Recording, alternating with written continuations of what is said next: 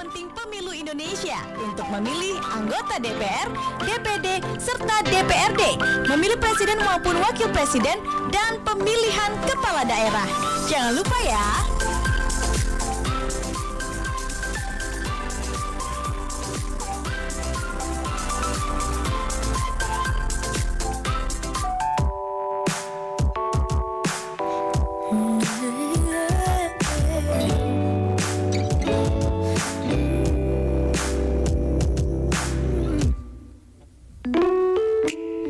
Sadarkah dirimu betapa hatiku selalu mengeluh situasi dan kondisi tak mungkin membentuk jalinan yang utuh.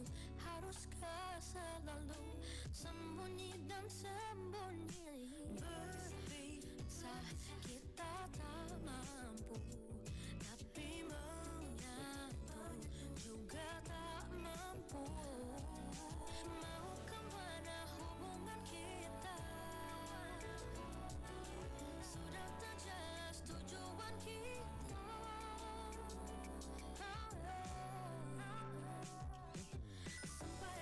Sampai kapan ku menunggumu? Sampai kapan ku bisa bersamamu? Sampai kapan cinta tak menentu, cinta tak menentu.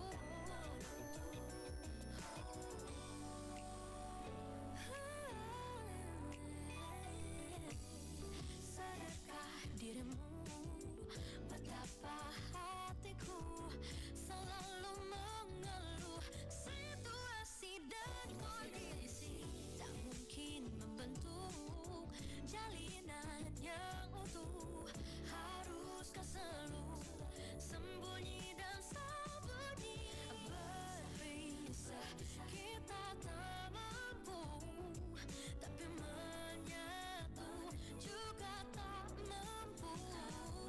Mau kemana hubungan kita?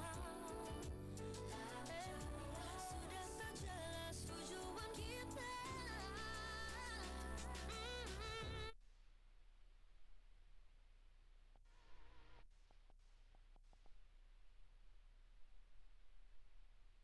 Makassar sore ini, dan seperti yang sudah kami sampaikan sebelumnya tadi, segera kita simak acara Parlemen Menjawab langsung dari Hall RRI Makassar yang tentunya akan segera Anda ikuti. Kami serahkan pada rekan kami Enggi di Hall RRI Makassar.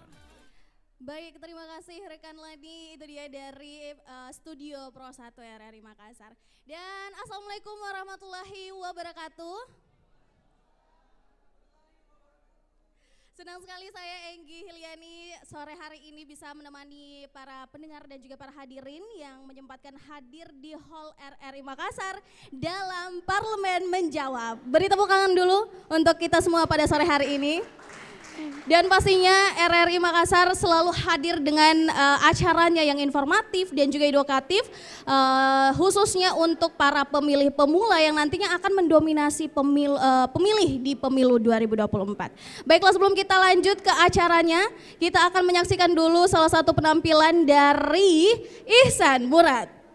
Beri tepuk tangan untuk Ihsan Murad. Selamat sore.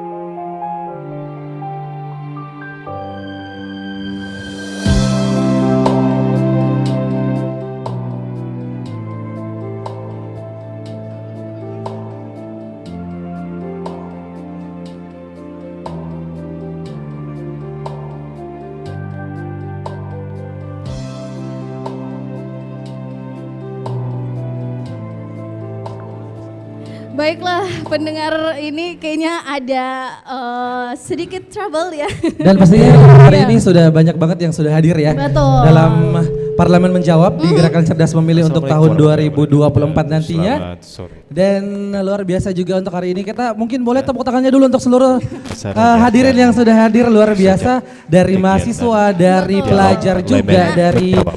parlemen Pemilu. juga yang pastinya akan Pemilu membantu untuk berkualitas menjawab di mana mungkin dalam banyak banget pertanyaan dari Betul anak-anak sekali. muda yang Pesta akan mendominasi demokrasi nanti di tentunya, pemilu pemilihan 2024. Apalagi Pilpres. pemilih Ya, pemula pileg. Ihsan ya. Benar, benar, Itu benar. pasti Pilkada banyak merupakan sekali hajatan pertanyaannya. demokrasi Baik, yang Saya juga bakalan melibatkan memulai warga Oh iya? untuk memilih nanti. Oh iya, wajib pilih benar-benar. Siapa dan yang Anda tentunya pilih? pesta Jangan dulu demokrasi saya. lima Oh tahun iya, ini baik. Kita ke tempat lain menjadi dulu ajang pastinya. Oh bagi iya, masyarakat baiklah. untuk menentukan Dan para pilihan. pendengar di Sehingga Pro 1 RRI melalui Makassar, RRI tentunya ini masih dari Hall RRI saat ini Makassar di menggelar Parlemen dialog Menjawab Parlemen dengan Menjawab tema pemilih dengan cerdas, pemilu berkualitas.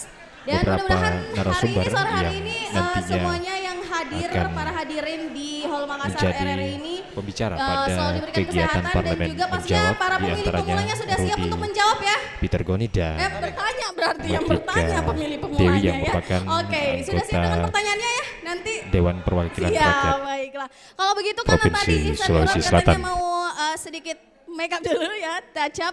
Kita bakalan menyaksikan performance dari yang juga bintang tamu kita sore hari ini. Langsung saja kita panggilkan, ada Vika Rumbo. Boleh saya minta tepuk tangannya untuk Fikar sore hari ini? Selamat sore ya semua.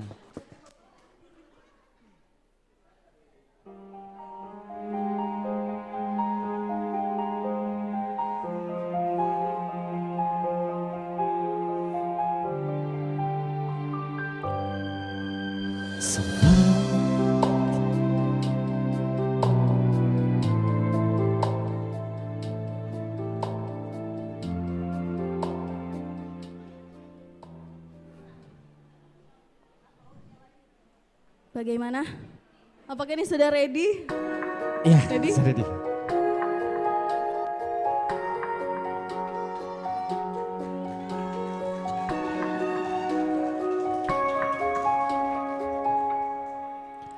Sampai saat ini tak terfikir olehku, aku pernah beri rasa pada orang sepertimu. Seandainya sejak awal tak ku yakinkan dirimu, tutur kata yang sempurna tak sebaik yang ku kira. Andai ku tahu semua akan sia-sia, takkan ku terima cinta sesaatmu. Bagaimana dengan aku terlanjur mencintaimu, yang datang beri harapan lalu pergi dan menghilang, tak terfikirkan olehku, hatiku hancur karenamu, tanpa sedikit alasan, pergi tanpa berpamitan. Takkan ku terima cinta sesaatmu. Seandainya sejak awal tak ku yakinkan diriku, tutur kata yang sempurna tak sebaik yang ku kira. Andai ku tahu semua akan sia-sia, takkan ku terima cinta sesaatmu. Bagaimana dengan aku terlanjur mencintaimu, yang datang beri harapan lalu pergi dan menghilang, tak terfikirkan olehku, hatiku hancur karenamu, tanpa sedikit alasan, pergi tanpa berpamitan. Takkan ku terima cinta sesaatmu Sial-sialnya ku bertemu dengan cinta semu, tertipu tutur dan caramu seolah cintaiku. Puas kau curangi aku, bagaimana dengan aku terlanjur mencintaimu, yang datang beri harapan lalu pergi dan menghilang, tak terfikirkan olehmu.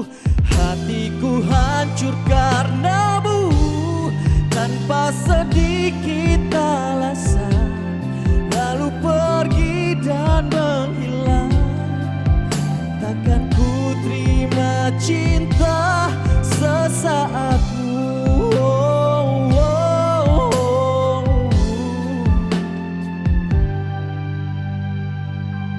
Terima kasih. Wow, beri tepuk tangan sekali lagi untuk Vika Rumbo yang sudah menghibur kita sore hari ini ya. Baiklah pendengar RRI Pro 1 Makassar, dan pastinya masih dari Hall RRI Makassar di Parlemen Menjawab, Pemilih Cerdas, Pemilu Berkualitas. Dan pastinya hari ini akan ada banyak sekali pertanyaan dari para pemilih pemula yang akan menjawab, akan bertanya dari para legislator yang mungkin hari ini sudah hadir dan akan menjawab semua pertanyaannya. Kalau itu saya langsung panggil selaku host hari ini yang akan menemani dan juga memandu talk show kita sore hari ini, ada Kakak Upi yang sudah hadir. Oke. Silakan Kak. Oke, Assalamualaikum warahmatullahi wabarakatuh. Selamat sore semua. Kita di bawah dulu ya, nanti kita ke atas karena waktu itu harus duluan. Sebuah kehormatan kita bisa bersua di sini dengan orang-orang hebat di Sulawesi Selatan. Kita akan menyapa dulu para pembicara kita pada sore hari ini sebelum kita di acara pada diskusi pada sore hari ini. Kita menyapa dulu perempuan dulu karena perempuan the first woman. Ibu Cicu, Assalamualaikum, apa kabar? Sehat-sehat ya? Dari cara yang cantik karena dulu ada Kak Rudi. Kak Rudi Peter Gonis. Dan Kak Wawan. Oke, silakan ketiganya untuk tampil ke depan. Kita beri aplaus dulu.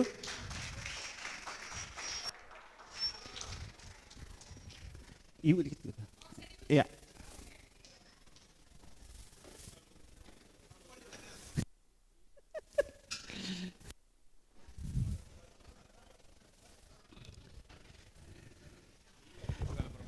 Oke, saya Upi Asmaradana akan memandu diskusi kita ini hampir 1 jam ke depan. Kita akan berbincang tentang bagaimana pemilu itu berkualitas. Jadi para pendengar RRI dan para hadirin yang hadir di aula RRI pada hari ini, pemilihan umum itu adalah salah satu indikator lahirnya sebuah demokrasi. Dan takaran dari demokrasi yang berkualitas itu adalah berlangsungnya proses demokrasi yang secara jurdil, jujur, adil dan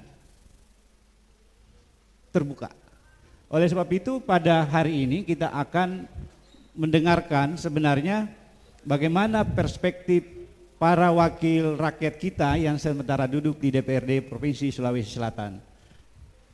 Dan pada topik hari ini sebenarnya kita akan memilih, mendengar dan bersaling curhat dengan para pemilih pemula. Jadi dari data KPU itu pemilu 2024 itu mayoritas itu akan diisi oleh para pemilih pemula. Siapa pemilih pemula itu? Ya tentu bukan saya. Karena pemilih pemula itu rata-rata usianya 17 sampai 21 tahun. Mereka-mereka itu adalah adik-adik kita yang ada di Hall RRI pada sore hari ini. Beri aplaus buat teman-teman yang sudah hadir, adik-adik kita. Mereka itu rata-rata adalah mahasiswa atau siswa yang sementara menempuh pendidikan di sekolah menengah atas. Jadi pada sore hari ini kita ingin mengajak para pemilih pemula ini berinteraksi dengan wakil rakyat kita yang ada di DPRD Provinsi Sulawesi Selatan. Di depan kita seperti yang saya perkenalkan tadi sudah ada. Yang pertama Pak Damawan Samuin. Kita lebih akrab memanggilnya Kak Wawan karena ini kan anak-anak muda jadi kita panggil kakak. Kak Wawan sekarang adalah Wakil Ketua DPRD Provinsi Sulawesi Selatan dari Partai Gerindra. Nah, beri aplaus. Partainya Pak Prabowo. Ya. Yang di tengah ini senior saya sebenarnya, tapi lebih muda kelihatannya daripada Kakak Rudi Peter Goni. Dipanggil Kak Rudi. Jabatan sehari-harinya di DPRD Provinsi Sulawesi Selatan itu adalah Ketua Badan Pembentukan Peraturan Daerah. Bersentuhan saya sebenarnya ini kita lagi mengurus satu peraturan daerah, peraturan aksara lontara. Kak Rudi di dalamnya, beliau dari PDIP Perjuangan. Pak Ganjar. Jadi kita sudah bagi-bagi nih. Nah yang paling di ujung nih, yang paling cantik Mas Anies. di antara ketiga kita ini adalah Ibu Rahmatika Dewi, dokter gigi ya, Rahmatika Dewi yang sehari-harinya adalah Ketua Komisi D Bidang Pembangunan DPRD Provinsi Sulawesi Selatan. Beliau dari Demokrat, anggotanya. Nasdem. Sorry. Bahaya itu. Bahaya. Sorry. Saya kira masih yang lalu. Dia dari Nasdem. Nasdem itu adalah Anies Baswedan. Ya, jadi tapi kita tidak bicara soal calon presiden. Kita bicara soal bagaimana para pemilih pemula ini memandang para wakil rakyatnya. Kita ke Ibu Cicu dulu.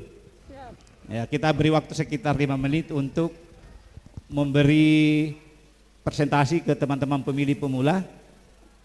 Apa yang sudah dilakukan sih Ibu Cicu selama menjadi anggota DPRD Provinsi Sulawesi Selatan? Dan kenapa harus dipilih kembali? Kira-kira seperti itu. Baik, terima kasih Kak Upi, Ya.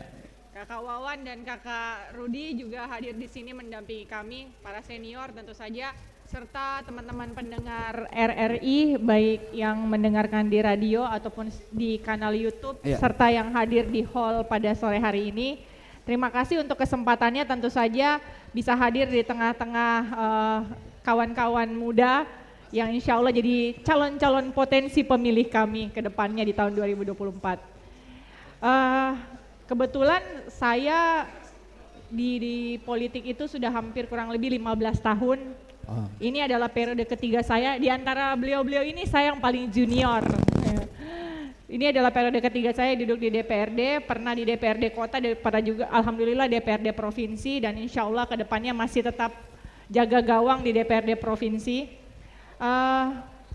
Anak-anak muda, kenapa mesti melek politik? Kenapa mesti ada interest terhadap politik? Ya, jawabannya gampang saja, bahwa segala kebijakan yang terjadi di negara ini, segala hal yang terjadi di negara kita itu diambil lewat keputusan politik. Sehingga kenapa anak-anak muda mau harus mengambil peran di situ? Ya karena kalau kita mau ada sebuah regulasi yang berpihak kepada anak-anak muda, ya kita harus ikut serta dalam kontestasi politik. Dalam hal ini yang paling kecil adalah kita harus memilih wakil yang terbaik yang menurut kita bisa menyambung aspirasi sebagai anak muda. Itu yang pertama. Yang kedua, karena kami ini pastinya tidak akan terus-menerus menjadi seorang wakil rakyat, akan ada tongkat estafet yang diserahkan kepada teman-teman anak-anak muda yang akan melanjutkan perjuangan kami di parlemen. Sehingga kalau tidak mulai dari sekarang teman-teman bergelut dan mau melek terhadap politik, kapan kesempatan itu akan datang? Jangan nanti pada saat kita usia sudah lanjut baru kita mau berkiprah di bidang politik. Terus terang Kakak Upi, kami bertiga di sini memulai karir politik kita sangat dini, lebih awal.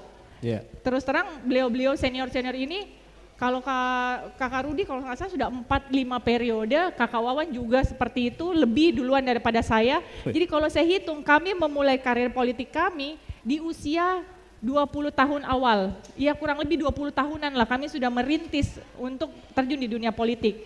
Sehingga hasil yang kami raih selama kurang lebih kalau saya 15 tahunan adalah hari ini saya duduk di sini sebagai salah satu wakil rakyat dan perempuan. Dan alhamdulillah bisa dikasih kesempatan sebagai ketua partai, bisa dikasih kesempatan sebagai ketua komisi, yaitu suatu kesyukuran dan itu proses yang panjang, bukan sesuatu yang instan yang kami raih gitu. Jadi untuk anak-anak muda, kalau kalian mau mengambil peran di dunia politik, mulai lebih awal, mulai lebih dini, karena kalau kita terlambat memulai, nanti juga terlambat kita petik hasilnya, kurang lebih seperti itu. Jadi itu saja mungkin pesan awal untuk teman-teman yang mendengarkan, khususnya teman-teman pemilih pemula yang insya Allah menjadi calon-calon pemilih kami nanti di 2024 mendatang. Mungkin seperti itu Kakak Upi, terima kasih. Kak Cicu, apa sebenarnya yang perlu diketahui teman adik-adik pemilih pemula ini terhadap Kak Cicu? Karya-karya yang bisa menjadi jejak rekam. Karena di dalam proses pemilu itu, teman-teman pemilih pemula itu akan melihat jejak rekam. Ya, betul. Jejak rekam apa yang diwariskan seorang Cicu buat konstituennya nih misalnya di Sulawesi Selatan? Ya, terus terang kalau di parlemen tentu saja tidak ada kerja-kerja pribadi. Ya. Karena kita kerja kolektif. Jadi sebuah kebijakan lahir dari keputusan bersama kami dalam melahirkan peraturan daerah, melahirkan sebuah kebijakan anggaran, itu dilahirkan secara bersama-sama. Makanya kerja di DPR tidak ada kerja seorang diri. Jadi, tapi kalau lebih spesifik melihat rekam jejak kami ya, terus terang, ya sekarang ini kan sudah era digital ya, sudah bisa dilihat Ibu Cicu apa, kalau kita buka profil Ibu Cicu apa, CV. Kemudian setelah itu apa saja yang sudah dibuat, ya mungkin yang paling nyata, yang paling sering kita lakukan adalah pada saat kita bersentuhan dengan masyarakat, pada saat kita reses, kemudian pada saat kita turun ke lapangan melihat secara langsung seperti apa penggunaan anggaran di DPRD provinsi. Tapi kalau secara spesifik pribadi-pribadi, saya tidak bisa bilang ada yang sudah saya hasilkan karena kita kerja kolektif.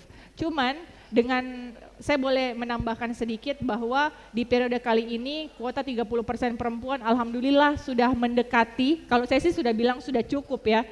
Dan insya Allah itu harus kita pertahankan karena sebuah sejarah harus hadir bahwa ternyata Parlemen Sulawesi Selatan bisa melahirkan ketua DPR dan memenuhi kuota 30% perempuan sehingga kebijakan yang lahir itu lebih ramah terhadap perempuan dan anak. Alhamdulillah itu sudah bisa dilihat dari beberapa perda-perda yang kami lahirkan serta kebijakan penganggaran yang sangat pro terhadap perempuan dan anak dalam beberapa tahun terakhir ini. Ini salah satu peningkatan yang cukup signifikan dengan hadirnya perempuan lebih banyak dan alhamdulillah ketua DPR-nya juga perempuan. Kurang lebih seperti itu Kakak Upi. Oke, kita applause dulu buat Kak Cicu ya. Nanti adik-adik nanti bisa berinteraksi, nanti Kak Cicu juga bisa men-share akun IG-nya, akun TikTok-nya dan sebagainya, nanti supaya bisa berinteraksi langsung dengan Kak Cicu. Kita ke Kak Rudi. Nah, ini dia politisi senior kita yang selalu jadi pemula. Kak Rudi, bagaimana sih Kak Rudi melihat pemilih pemula kita? Bagaimana proses demokrasisasi, bagaimana keterlibatan pemilih itu di dalam merespon program-program yang sudah dikerjakan oleh teman-teman di DPRD Sulsel, khususnya di partainya Pak Rudi? Terima kasih Bang Upi. Saya ingin menyampaikan bahwa negara ini tidak bisa terjadi sesuatu dengan beberapa momentum kalau tidak ada generasi mudanya. Yang pertama kita lihat Sumpah Pemuda tahun 28 ya. Sumpah Pemuda itu kan generasi muda menggelorakan 3 sumpah. Yang kedua pada saat peristiwa Rengas Dengklok, Bung Karno diculik, dibawa ke Rengas Dengklok untuk bagaimana Indonesia bisa merdeka di tahun 45. Dan peristiwa yang fenomenal, reformasi. Reformasi itu juga pemuda, aktivis muda yang sudah merasa bahwa muak dengan kondisi bangsa ini. Jadi 3 peristiwa besar bangsa dan negara ini adalah karena campur tangan dari generasi muda, dari pemilih pemula. Yang kedua ada bahasanya Bung Karno, berikan aku 100 orang tua, maka akan kugoncangkan Semeru. Tapi berikan aku 10 pemuda, maka akan kuguncangkan dunia. Itu menandakan bahwa Bung Karno sudah lihat kalau pemuda-pemuda ini benar-benar mengguncangkan dunia. Yang ketiga, ini yang berat memang. Seperti tadi disampaikan Adek Cicu, bahkan juga Bang Wawan, kami ini memulai karir sebagai politisi itu dari usia yang sangat muda. Saya sudah 25 tahun berpolitik di DPRD, 2 periode di DPR Kota dan 3 periode di DPR Provinsi. Alhamdulillah disuruh naik kelas kali ini jadi calon DPR RI. Ya kenapa juga salah satunya untuk memberi kesempatan kepada generasi muda untuk merebut tempat yang selama ini saya tempati gitu.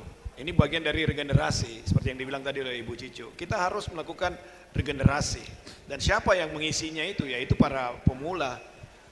Pemula kalau tidak mulai dari sekarang, cuma memang saran saja banyak pemula itu pemilih pemula langsung mau menjadi sesuatu gitu. Padahal Kak Wawan, Kak Cicu dan saya kami mulai dari bawah.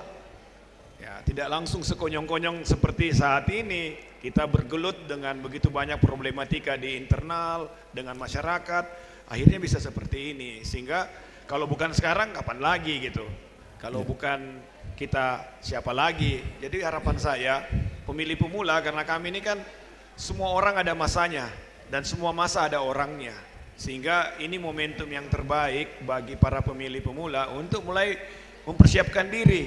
Kalau sekarang kan memang tidak ada waktu ya karena hanya sebagai pemilih cerdas saja. Kita berharap ke depannya para pemilih cerdas ini benar-benar sudah bisa terjun ke politik gitu. Terjunnya ada waktu 5 tahun, jangan nanti menjelang pemilu baru mau masuk partai politik gitu. Jadi di tahun 2024 sebagai pemilih cerdas sudah bisa melihat figur-figur siapa yang bisa diikuti, partai mana yang bisa dimasukin. Dan waktu 4 tahun ini cukuplah waktu untuk melakukan sosialisasi baik di internal maupun kepada masyarakat. Jadi tidak terlambat. Biasanya ada yang mau start akhir-akhir gitu, pas mau daftar caleg baru masuk gitu. Kalau saran saya sebaiknya para pemilih cerdas, pemilih pemula mulai dari sekarang. Kita lihat yang seperti tadi disampaikan Kak Upi 17 sampai 21 tahun dan jumlahnya menurut data KPU ada 110 juta. Ini besar sekali jumlah pemilih pemula. Tapi kan memang pemilih pemula ini beda dengan pemilih muda, jadi ada perbedaan Kak Upi. Kalau pemilih muda itu umurnya sampai 40 tahun. Iya betul, jadi sama itu. 40 tahun itu pemilih muda, kalau pemilu pemula 17 sampai 21 tahun plus TNI Polri yang kemarin aktif di TNI Polri dan PNS ya yang tidak boleh. Mereka sekarang boleh jadi pemilih TNI Polri ya, TNI Polri dan yang belum berusia 17 tahun tapi sudah menikah. Nah, ini sasaran pemilih pemula gitu. Jadi itulah kira-kira Bang Upi harapan saya sebagai yang diundang hari ini, legislator, sekretaris partai, berharap bahwa kami ini ada masanya dan kami berharap selanjutnya bisa adik-adik yang hadir hari ini bisa meneruskan apa yang menjadi cita-cita penerus bangsa yang sementara kami emban. Ya. Kak Rudi kan naik kelas nih. Dari DPRD Kota, Provinsi, DPRD Provinsi, RI. PRRI. Tujuannya sih apa sih? Kan naik kelas itu tujuannya apa sebenarnya? Ya sama Kak Upi, masa SD terus Kak Upi? Ya habis SD, SMP, SMA Kak Upi. Enggak, maksudnya tujuannya kenapa harus lebih ke RRI, ke DPR RI?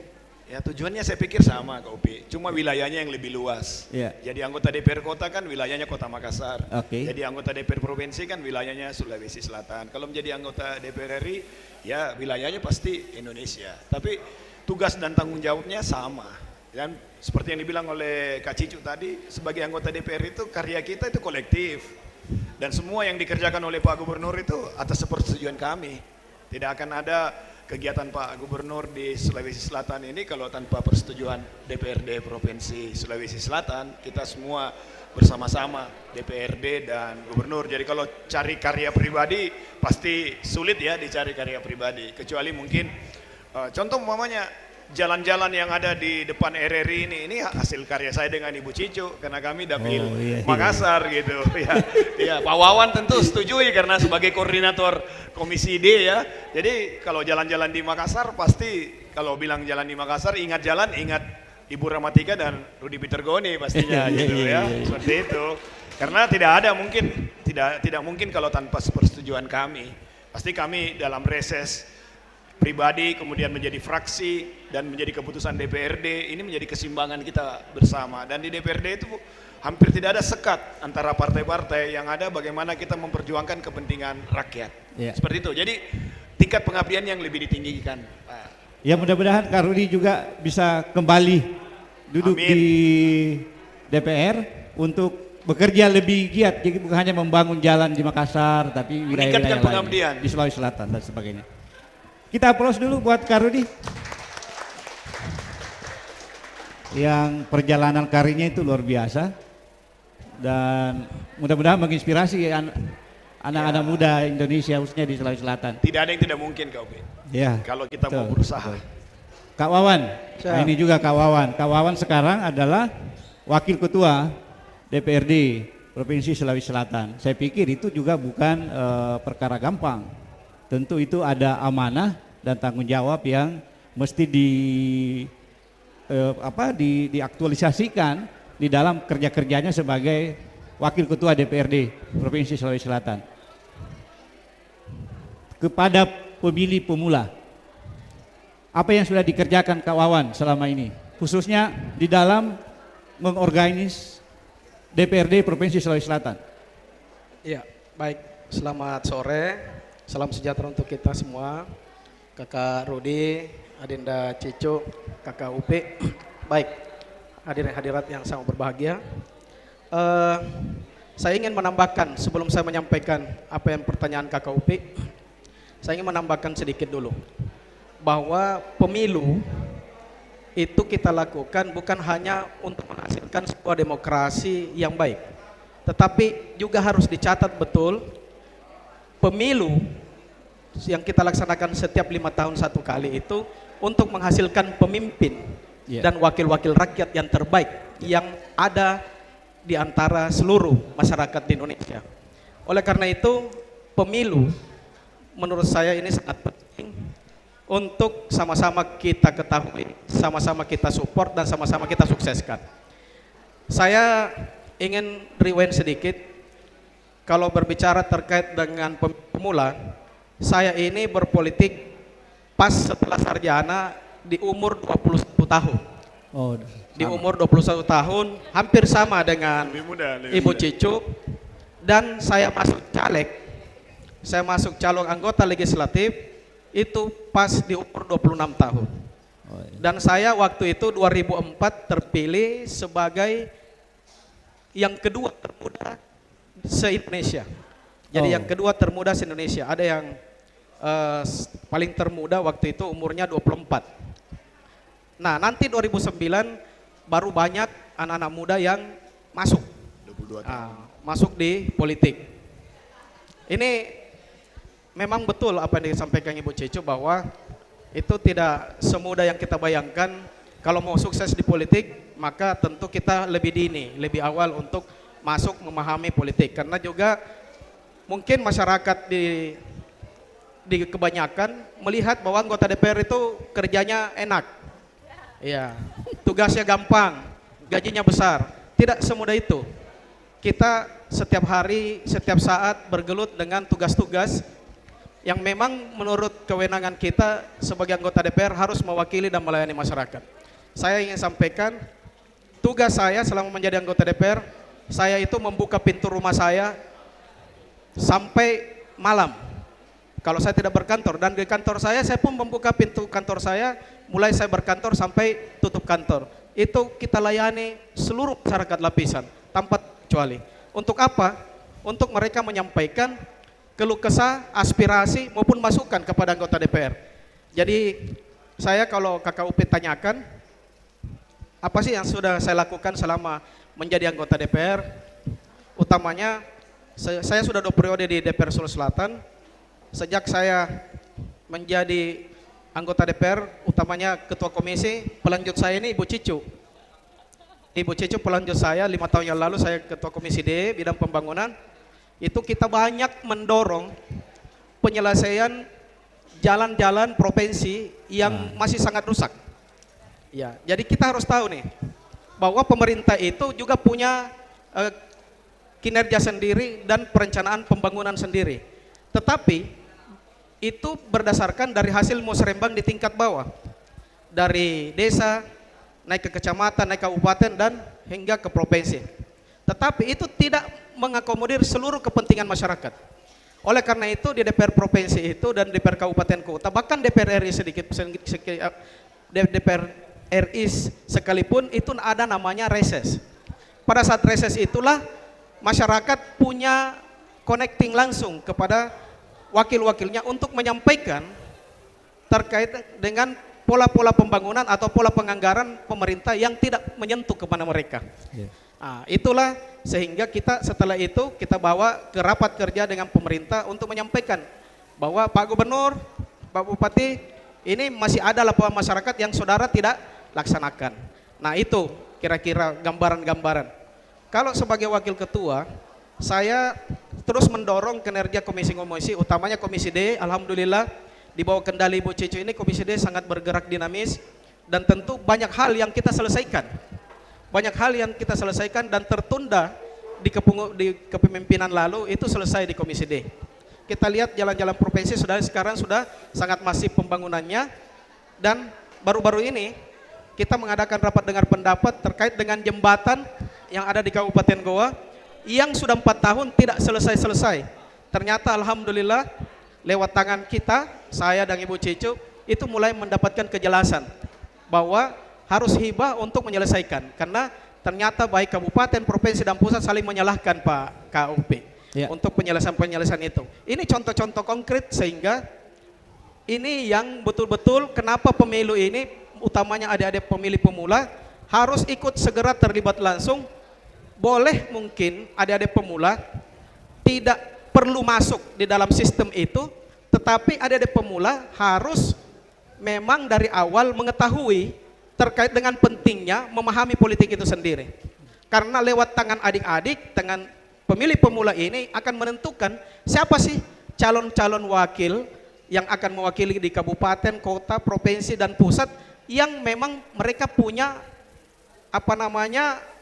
hubungan langsung untuk menyampaikan aspirasi yang menurut mereka selama ini tidak bagus. Ya, kalau memang itu terjadi di kalangan anak-anak muda, maka sudah sewajibnya mereka menentukan, oh kami mau memilih ini karena ini punya prestasi seperti ini. Kami mau memilih wakil kami, maupun bupati, gubernur, bahkan presiden sekalipun, kita harus memberikan gambaran kepada pemilih pemula untuk memastikan bahwa pilihan-pilihan mereka tidak salah ke depan. Karena ingat, salah memilih pemimpin, salah memilih wakil, maka kitalah yang akan merasakan 5 tahun ke depan. Saya rasa itu yang menjadi strong point terkait dengan para pemilih pemula. Jadi boleh tidak berpolitik, tetapi harus memahami politik itu sendiri. Saya punya anak 2 orang, KUP, tetapi sejak awal saya memberikan pemahaman terkait dengan pentingnya memilih calon-calon pemimpin mereka. Kalau mereka belum pantas untuk menjadi pemimpin, maka mereka memilih dulu pemimpin yang pantas untuk mereka. Nanti kalau pada saatnya nanti pantas untuk menjadi pemimpin, maka mereka akan menawarkan diri kepada masyarakat bahwa saya lebih pantas untuk dipilih oleh masyarakat dibanding apa yang ada atau calon-calon yang lain. Saya rasa itu. Oke. Buat Kak Wawan dan ketiga pembicara kita pada sore hari ini, sekaligus menyapa para pendengar Radio RRI Pro 1 di 94,4 FM. Jadi para pendengar Radio Republik Indonesia di 94,4 FM boleh berpartisipasi di dalam menyampaikan pertanyaan, harapan kepada 3 pembicara kita pada sore hari ini, yang sebenarnya di awal diskusi tadi di studio di dalam, karena tadi ada jeda, itu kita berdiskusi tentang bagaimana pentingnya pendidikan politik bagi para pemilih, khususnya pemilih pemuda. Karena seperti yang dijelaskan Kak Wawan tadi, satu suara itu sangat berperan dan berpengaruh bagi keberlangsungan hidup bangsa dan negara selama 5 tahun. Jadi para pemilih pemula diharapkan memanfaatkan momentum pemilu 2024 itu untuk sebagai ajang untuk ikut berpartisipasi. Sehingga kemudian akan lahir pemimpin-pemimpin, akan lahir wakil rakyat yang bisa memperjuangkan aspirasi masyarakat itu sendiri. Nah, sebelum saya mempersilahkan ke audiens dan para pendengar, ada 3 hal yang harus dimiliki oleh pemilih pemula di dalam berpartisipasi, di dalam memilih wakil-wakil rakyat. Yang pertama, telusuri jejak rekam para pemimpin kita, para wakil rakyat kita. Yang kedua, pelajari visi misinya, kan pasti kan Kak Wawan, Kak Rudi, dan Kak Cici itu sudah punya visi misi yang bisa diakses secara digital, dan yang lebih penting adalah program kerja. Nah, nanti di sesi kedua kita akan coba tanya soal program kerja dari masing-masing pembicara kita. Saya persilahkan dulu untuk audiens yang ada di studio atau para pendengar yang ada di... Oke, kita persilakan. Satu penanya.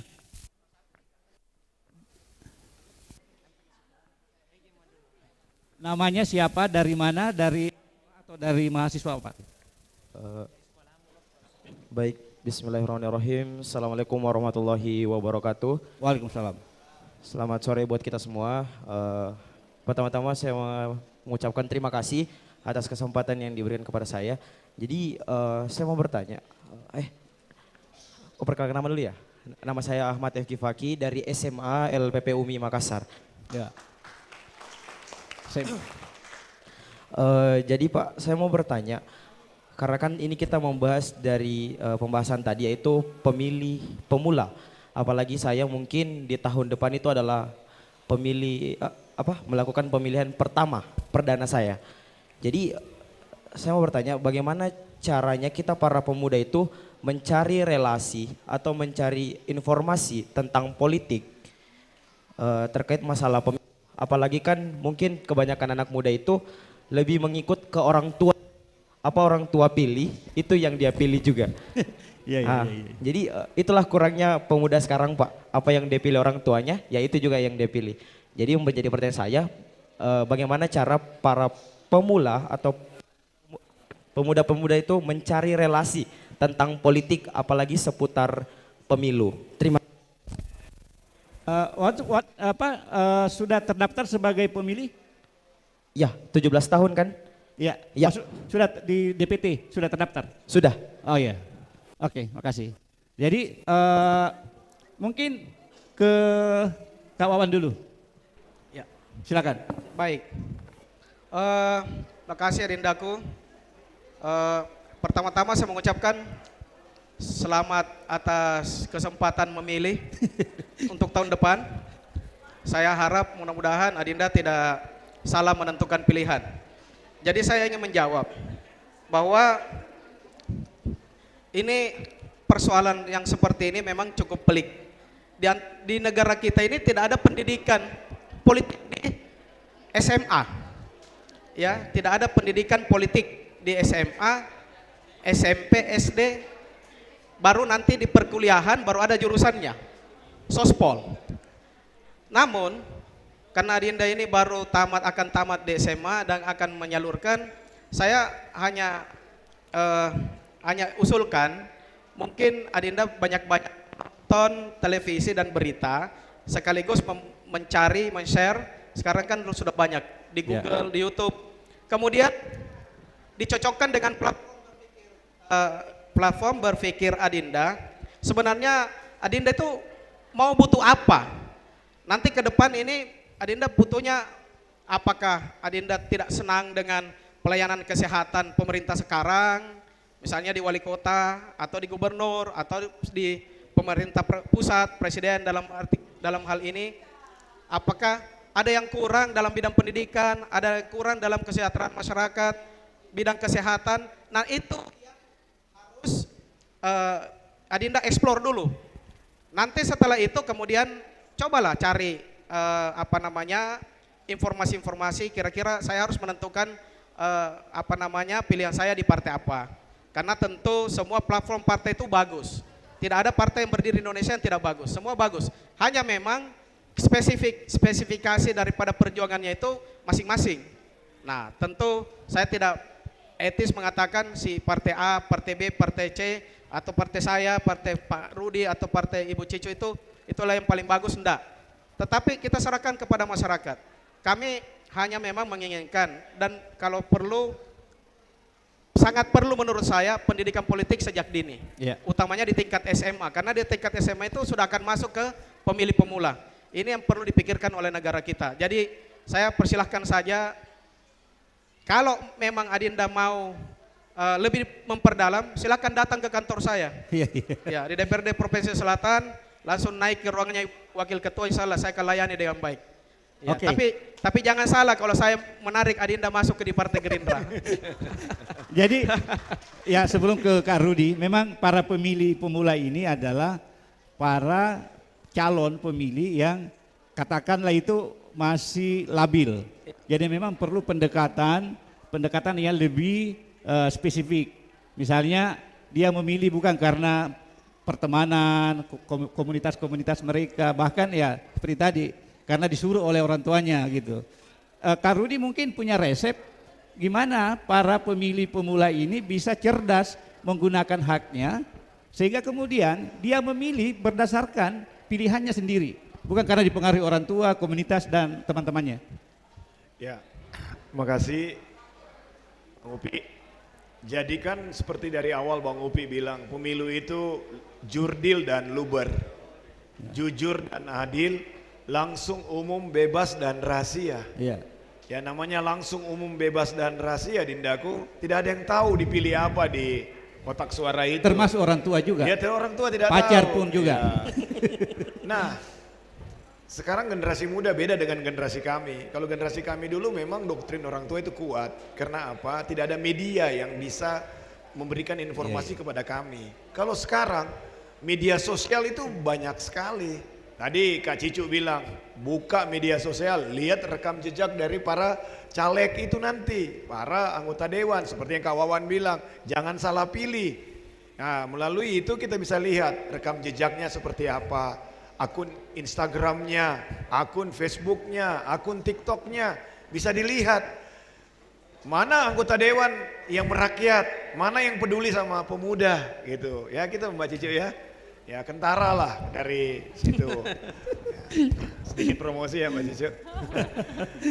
Sehingga pemilih pemula itu bisa menentukan, menjadi penentu. Kalau tidak jadi penentu, rugi karena jumlah pemilihnya yang terbesar. Ya, cukup besar. Ya. Jadi dibutuhkan keberanian dari pemilih pemula untuk menentukan. Dan kami berharap pemilih pemula ini, kami yakin pemilu yang cerdas.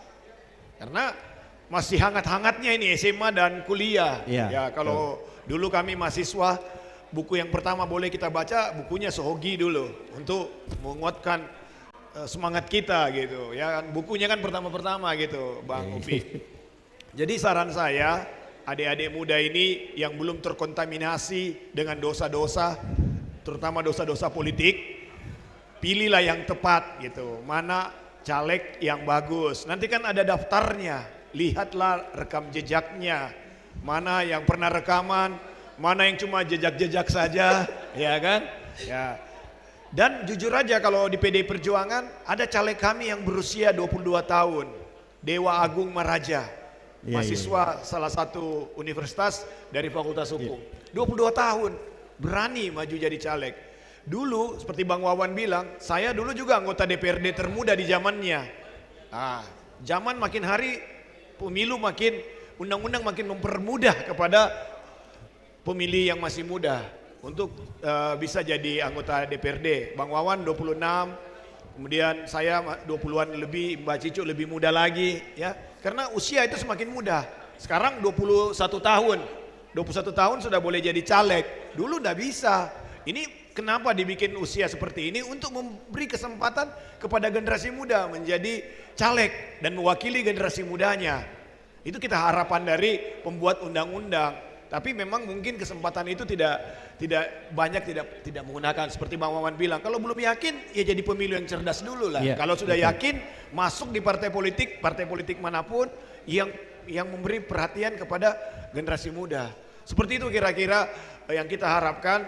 Media sosial bisa menjadi media bagi para pemilih pemula. Sekarang anak-anak muda itu tidak ada yang tidak suka buka handphone ya. Pokoknya handphone itu lebih bagus ketinggalan dompet daripada ketinggalan handphone itu. Ya takut kalau ketinggalan handphone, terutama Kak Wawan. Kak Wawan itu lebih takut ketinggalan handphone daripada ketinggalan dompet gitu kawan ya. Nah, itu yang pertama. Problem sebenarnya bagi pemilih pemula adalah malasnya menghadiri mengikuti perkembangan ke TPS. Ngapain saya ke TPS? Itu. Aduh, enggak ada yang saya kenal. Aduh, untuk apa? Saya enggak dapat keuntungan gitu ya. Kira-kira seperti itulah yang problem yang kita alami. Padahal yang saya sampaikan tadi, bangsa dan negara ini bisa seperti ini karena semua dilakukan oleh generasi muda. Sumpah Pemuda itu generasi muda. Rengas Dengklok, Bung Karno mungkin kalau enggak orang bilang dipakinta oleh generasi muda, 17 Agustus tidak kita merdeka. Reformasi, kalau bukan generasi muda, enggak ada itu perubahan seperti sekarang ini. Sehingga jangan lagi generasi muda tunggu momentum-momentum seperti itu. Jadi kalau kita lihat, generasi muda sudah bergerak, berarti ada momentum yang berbahaya bagi bangsa ini gitu. Jadi kita berharap pemuda selalu menggunakan kesempatan itu. Kita enggak ngajak, tapi kita berharap. Kita kalau seperti Mbak Cicu, saya umpamanya sudah usia seperti ini, sampai kapan mau jadi politisi gitu. Bang Wawan sudah mempersiapkan kader-kadernya. Mbak Cicu belum lah ya, masih muda.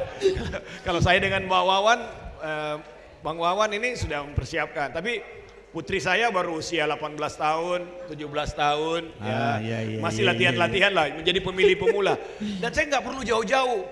Putri saya tanya mau ikut pemilu. Apa sih itu pemilu? Ya ini memang menjadi tanggung jawab kita bersama dan saya berterima kasih kepada RRI Pro 1 FM yang mengadakan kegiatan ini. Ini kegiatan yang luar biasa. Harus kita terus gaungkan ini. Tapi sasarannya kalau bisa langsung ke sasarannya gitu. Jadi undang SMA, OSIS, kita diskusi bagaimana menggairahkan para pemilih pemula menjadi pemilu cerdas. Cerdas itu cukup satu dulu lah. Mau datang ke TPS dulu lah. Ya, yang lain-lain nanti kita bicara selanjutnya. Jangan golput lah. Ya? Jangan golput. Ya. Itu yang berbahaya kalau golput.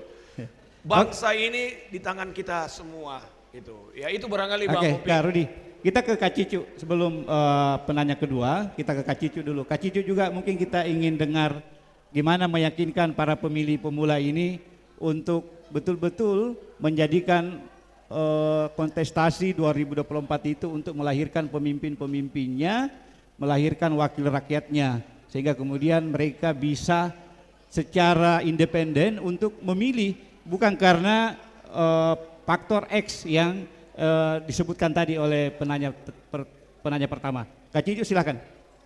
Iya, terima kasih. Kurang lebih semuanya sudah terjawab dari Kak Wawan sama Kakak Rudi. Saya hanya menambahkan saja bahwa memang pendidikan politik itu sejak dini memang sangat dibutuhkan. Yeah. Kita di Indonesia walaupun negara demokrasi tapi kita tidak menanamkan itu menjadi sebuah pelajaran di sekolah gitu ya. Yeah. Di sini peran partai politik, peran pemerintah serta seluruh stakeholder yang terkait itu menjadi utama. Kenapa partai politik menjadi penting? Karena kita adalah wadahnya untuk berhimpun teman-teman yang ingin tahu tentang politik. Sehingga memang PR kami semua, para teman-teman yang hadir di sini bahwa kita harus lebih banyak turun ke masyarakat untuk bisa memberikan pembelajaran politik. Selain KPU tentu saja ya sebagai stakeholder utama, bahwa partai politik harus merekrut sebanyak mungkin anak muda supaya bisa anak muda ini bisa merasakan bagaimana sih sebenarnya ambience berpolitik itu seperti apa, bagaimana walaupun bukan menjadi calon legislatif tetapi berada di kawasan atau di lingkungan orang yang bergelut di dunia politik itu rasanya seperti apa sih, supaya ada ketertarikan dari mereka untuk tahu dan mau ikut serta bergelut di dunia politik. Kemudian yang kedua mungkin ini menjadi catatan tersendiri bahwa pemilu 2024 akan menjadi sangat seksi. Selain karena bersama dengan Pilpres, pemilih pemula adalah salah satu pemilih yang terbanyak, sehingga model kampanye yang akan dilakukan oleh para caleg itu akan sangat berubah dari tahun 2019 ke 2024. Mungkin akan lebih banyak kampanye digital, kemudian pendekatan-pendekatan yang dilakukan oleh caleg ini harus lebih dekat dengan pemilihnya. Jadi kalau kita mau menggait pemilih pemula, maka lakukanlah apa yang mereka lakukan. Ya, dengan punya TikTok, punya Instagram, Facebook, kegiatan yang mereka lakukan, mereka suka olahraga. Ya berarti kita harus memberikan ruang untuk mereka bisa kenal kita dengan cara-cara seperti itu ya, bikin kompetisi sepak bola, futsal, bulu tangkis, tenis meja, yang bisa mereka hadiri dan bisa melihat kita secara langsung dan mendengarkan seperti apa sih ini calon yang akan kita pilih. Jadi model kampanye ke depannya ini mungkin akan jauh lebih berwarna dibandingkan dengan pemilu 2019. Ya mungkin kampanye digital itu akan sangat terasa dibandingkan dengan banyaknya baliho-baliho walaupun masih tetap akan rame di jalan-jalan. Kemudian yang terakhir mungkin adalah karena sudah dijawab tadi bahwa pemilu itu adalah luber, langsung, umum, bebas, rahasia, jujur dan adil gitu. Jadi kalau kita sudah meyakini siapa yang ingin kita pilih, kita sudah mengecek rekam jejaknya seperti apa, nggak perlu kita kasih tahu sama orang ini pilihanku, tapi langsung coblos dia di TPS. Jadi gunakan hak pilih itu dengan bijak tanpa mau diintervensi oleh siapapun. Itu adalah hak kita sebagai warga negara Indonesia. Itu saja kakak, terima kasih. Oke, makasih Kak Cicu, Kak Rudi, Kak Wawan. Sepertinya di segmen berikutnya ini kita akan mengelaborasi soal digital. Kampanye digital yang pada umumnya itu didominasi anak-anak muda. Tapi sabar dulu ya, karena akan ada sebuah persembahan lagu.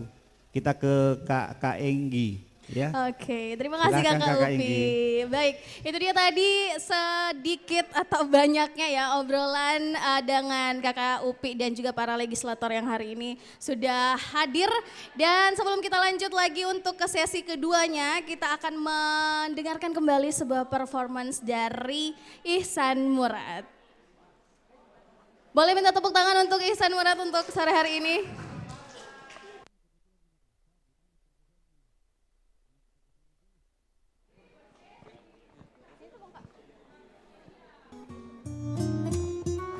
Selamat sore dari Makassar.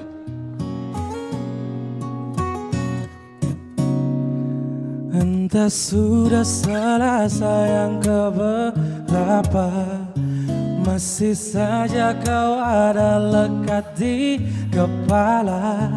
Hari ini janji esok pasti lupa, tetapi hati telah tepati tampar aku di pipi. Yang tahu lagunya boleh nyanyi bareng-bareng.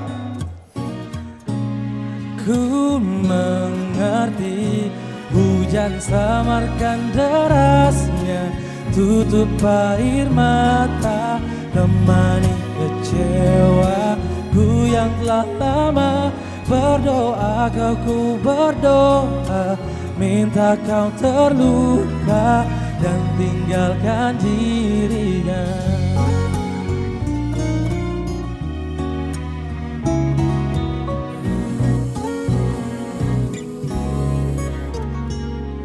Hari ini janji esok pasti lupa, tetapi hati telah tepati tampar aku di pipi. Biar sadar dan ku mengerti. Dari Makassar apa suaranya? Samarkan derasnya, tutup air mata, temani kecewaku yang telah lama berdosa. Ku berdoa, minta kau terluka dan tinggalkan dirinya.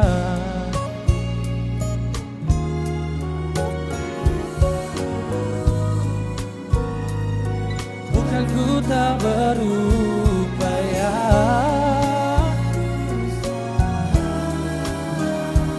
oh, oh.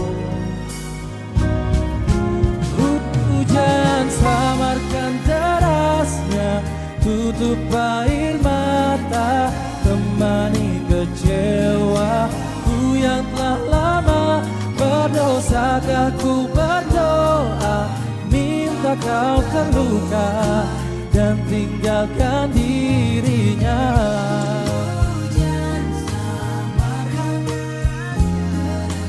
Tutup air mata, 3 tahun tak terasa, masih kau yang ada, bodoh yang sebenarnya. Tampar aku di pipi, biar sadar kau takkan pernah kembali.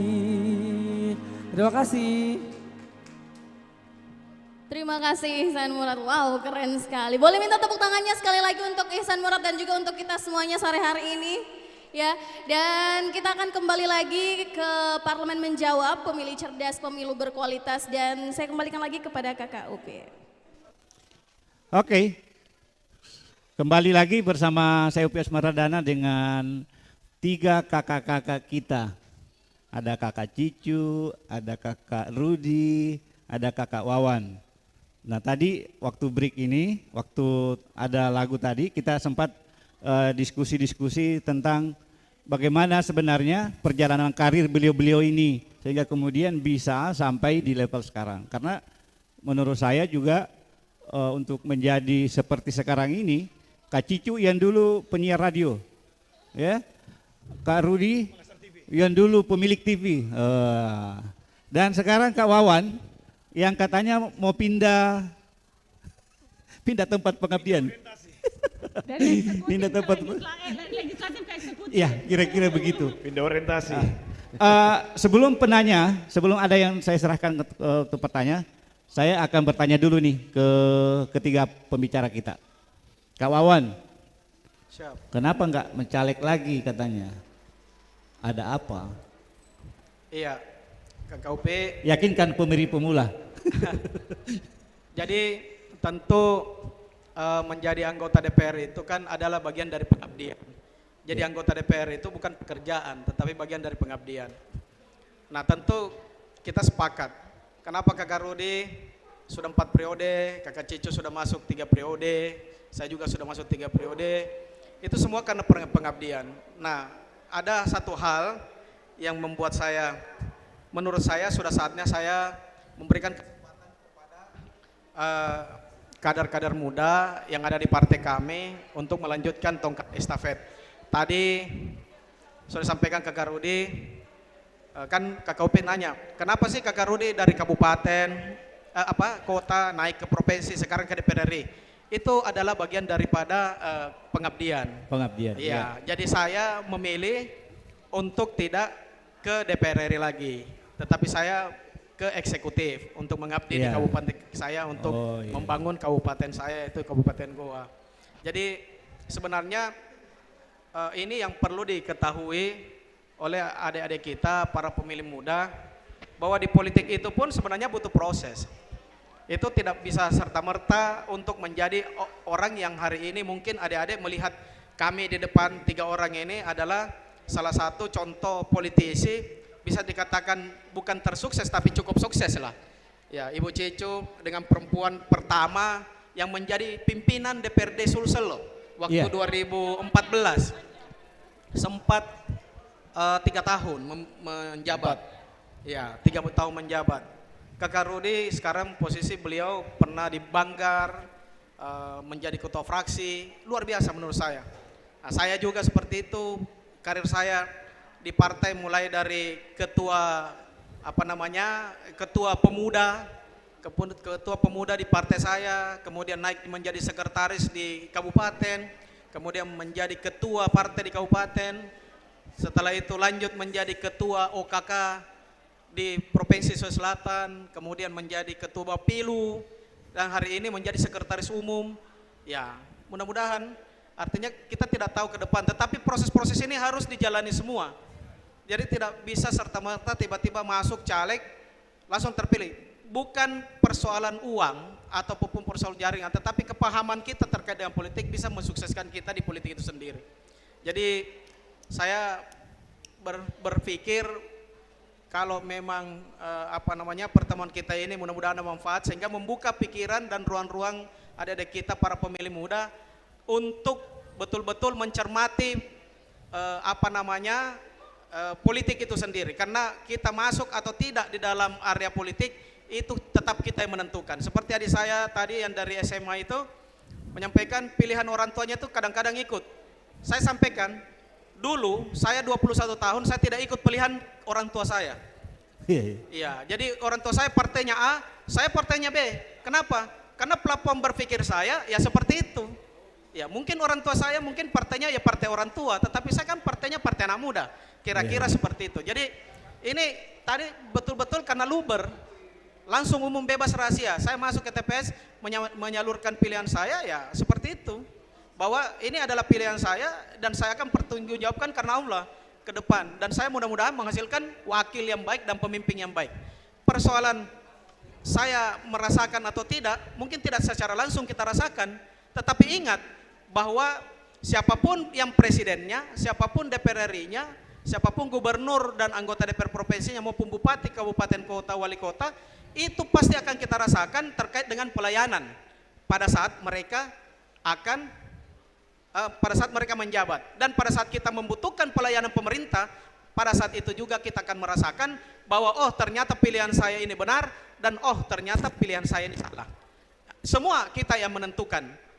Jangan berpikir saya kan punya cuma satu suara, ngapain saya ke TPS, nggak ada pengaruhnya. Enggak, satu suara sangat menentukan. Jangan sampai karena banyak biasa Pak pemilihan bupati, gubernur kemarin di Bali itu hanya suaranya sedikit sekali, selisih 2-3 suara, itu menentukan gubernur. Dan hari ini selisih 3 suara itulah yang menentukan kebijakan di Provinsi Bali waktu kemarin. Itu luar biasa menurut saya, makanya kira-kira berapa periode yang lalu ya Kak Garudia? Ya. Itu yang harus kita pahami, dan pemilih pemula inilah yang akan menentukan pemimpin-pemimpin yang akan hadir ke depan. Apakah itu pemimpin muda atau tua atau bagaimana itu terserah. Karena 110 juta jiwa ini luar biasa Kak Kopi. Ini bukanlah sebuah angka yang tidak menentukan, bahkan sangat menentukan. Oleh karena itu saya mengajak di kesempatan hari ini adik-adikku semua, para pemilih pemuda, pemilih pemula, yakinkan diri kalian, pelajari baik-baik terkait dengan apa yang akan kalian pilih. Karena satu suara sangat menentukan untuk masa depan Indonesia ke depan. Saya rasa itu. Pemilih cerdas, cocok jawabannya. Cocok ya. 3 narasumber dari anggota DPRD Sulawesi Selatan. Dan bagi pendengar yang ingin mengikuti seperti apa kelanjutan jalannya parlemen menjawab, pindah tempat pengabdian ya. Mengikuti kanal YouTube ternyata dan apa betul itu ya anggota DPR itu wakil rakyat itu tidak cari kerja tapi mengabdi. Itu penting loh karena banyak pemilih-pemilih pemula itu yang merasa untuk apa kita pilih wakil rakyat, misalnya begitu. Kalau Kak Rudi bagaimana? Iya, jadi kami anggota DPRD ini tidak ada hari liburnya. Oh, tidak ada hari libur. Bahkan hari libur yang dibilang reses itu, hari libur setahun 3 kali, 1 kali reses 8 hari, dipakai menemui konstituen. Jadi bayangkan itu, jadi memang kalau bukan pengabdian, apalagi gitu. Dan anggota DPRD tidak ada jam kerjanya. Yang Pak Wawan tadi, Kak Wawan dan Kak Cicu bilang, dari pagi sampai pagi kita bertemu dengan orang. Kayak hari ini, sudah mau jam 5, kita masih diskusi di tempat ini, mungkin sebentar malam ada lagi, sampai subuh. Ya begitulah anggota DPRD. Jadi kalau bukan namanya kerjaan, kalau kerjaan kan pasti ada jam kerja. Kalau kami pengabdian. Dan Kak Upi, kalau di DPRD, kadang kami dari jam 8 pagi sampai tengah malam masih duduk di kursi untuk membahas begitu banyak agenda-agenda yang ada. Kadang habis rapat komisi, rapat badan, lanjut rapat pimpinan, rapat paripurna. Jadi memang kerja kita memang seperti demikian, dan itu yang dibilang Kak Wawan benar sekali bahwa menjadi anggota DPRD itu adalah pengabdian. Mungkin kelihatannya aja, tapi kalau kita lihat rekam jejak yang hadir hari ini, Mbak Cicu, Kak Wawan, ya semua mulai dari bawah. Tidak ada yang sekonyong-konyong menjadi sesuatu, dan jangan menganggap bahwa menjadi politisi itu seperti sulap. ceng langsung jadi gitu. Pasti berproses. Seperti saya umpamanya, saya beruntung pernah menjadi ketua Banteng Muda Indonesia, menjadi ketua Taruna Merah Putih, semua organisasi untuk anak muda. Saya merasakan itu. Dan kalau PDI Perjuangan kan kami selalu mengidentikan sebagai partai anak muda. Logonya aja kan metal gitu ya.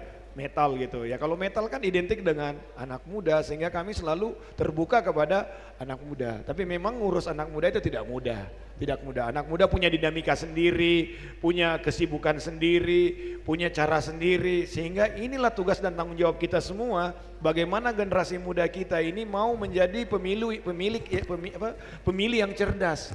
Yang cerdas pertama itu adalah hadiri TPS dulu, yang kedua kenali calegnya yang bilang Kak Wawan tadi. Izin, tidak ada di republik ini yang tidak melalui partai politik.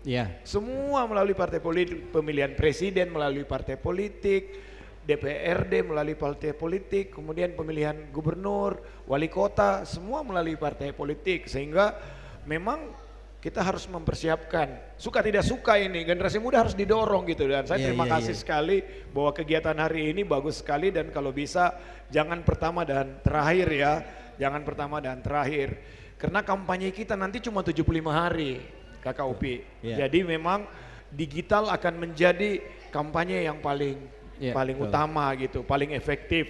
Tentu tatap muka juga tidak bisa kita hindari, dan semoga pemilunya nanti masih seperti yang kita harapkan bersama tentu, sehingga partisipasi pemilih bisa tinggi. Kalau di Makassar ini partisipasi pemilihnya sangat rendah, ini 60-70 ya, jadi kami 67. Ya 60-70 ya 67. Ya jadi kami berharap ya hari ini yang hadir hari ini dapat mendeklarasikan diri bahwa akan ke TPS gitu. Jangan sampai tidak. Banyak loh orang Makassar kalau hari pemilu pergi Malino. Ya kecuali kalau mau pilih Kak Wawan ya. Ya rata-rata semua keluar kota gitu, dianggap hari pemilu karena hari libur jadi musim libur juga gitu. Apalagi nanti pemilu kita Valentine Day. Tanggal 14 Februari 2024, dibilang hari kasih sayang gitu, pergi kasih sayang saja, tidak pergi pemilu. Maksudnya kita berharap dengan ada kegiatan hari ini, saya Rudi Goni mengharapkan bahwa para kaula muda, para adik-adik yang baru mengikuti pemilu, jangan sia-siakan suaranya. Di Toraja Utara, PDI Perjuangan pernah merasakan kepahitan satu suara. Ada satu dapil, kami kalah hanya beda satu suara saja. Jadi kalau ada yang bilang satu suara tidak berharga, bayangkan kalau semua orang yang hadir hari ini berpikir demikian, satu suara satu suara Ji. Kali yang hadir, berapa itu suara yang terbuang dengan sia-sia. Kenapa sia-sia? Ini 5 tahun sekali, tidak setiap saat dilaksanakan. Ini benar-benar suatu hal yang Undang-Undang Dasar mengharapkan terjadi keniscayaan pergantian kepimpinan. Dan pergantian kepimpinan yang baik itu adalah melalui pemilu. Ya daripada sesudah pemilu baru teriak-teriak, ya lebih bagus teriak-teriaknya di TPS nanti gitu. Jadi saya juga Kak Upi, waktu pemilu, pertama kali saya pemilu, saya berbeda pendapat dengan bapak saya.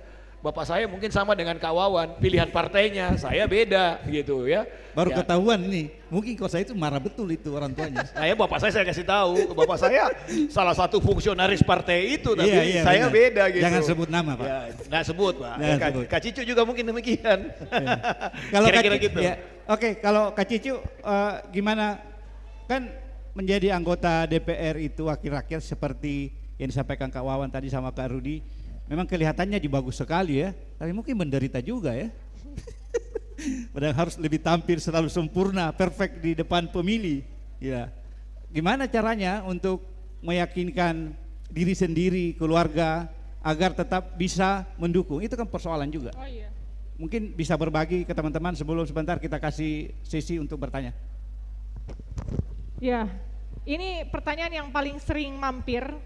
Karena saya adalah politisi perempuan, bagaimana cara membagi waktu antara keluarga dan pekerjaan? Sedangkan kerja politik itu nggak ada waktunya. Kadang bisa kita mulainya malam sampai malam, maksudnya nggak jelas lah kapan tidak ada waktu kayak 9 to 5 gitu. Nggak, di politik, di parlemen kami tidak bekerja seperti itu. Jadi yang paling pertama adalah supporting keluarga. Kalau ingin menjadi politisi yang sukses, harus mendapat dukungan dari keluarga, itu nomor satu kuncinya. Karena tanpa supporting keluarga, itu support system kita yang paling melekat ya. Tanpa supporting keluarga kita tidak akan mampu menghadapi dunia politik yang begitu kejam dan kelam ya. Apalagi untuk saya seorang politisi perempuan ya. Jadi memang supporting keluarga itu nomor satu. Sehingga pada saat kita melakukan pekerjaan kita sebagai seorang politisi ataupun sebagai seorang anggota parlemen, kita lebih tenang karena kita di backup oleh keluarga. Terutama karena saya politisi perempuan, alhamdulillah ada suami, ada anak, ada orang tua yang membackup full saya pada saat saya tidak bisa menjalankan tugas saya di rumah. Kurang lebih seperti itu. Kemudian yang kedua tadi terkait bagaimana meyakinkan ya, meyakinkan pemilih. Maksudnya untuk memilih kita ya.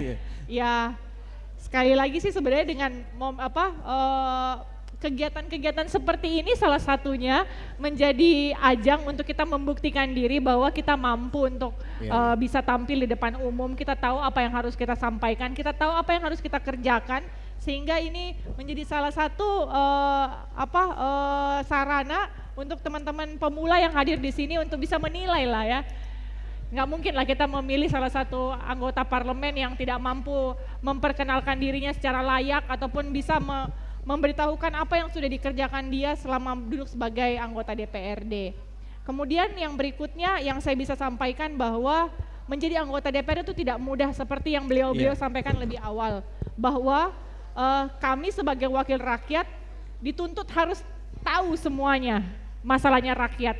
Padahal kadang-kadang kita juga nggak tahu karena bukan bidang bukan disiplin ilmu kita gitu. Contoh, saya dokter gigi ditempatkan di komisi infrastruktur yang nyata-nyata itu jauh dari sentuhan perempuan lah ya.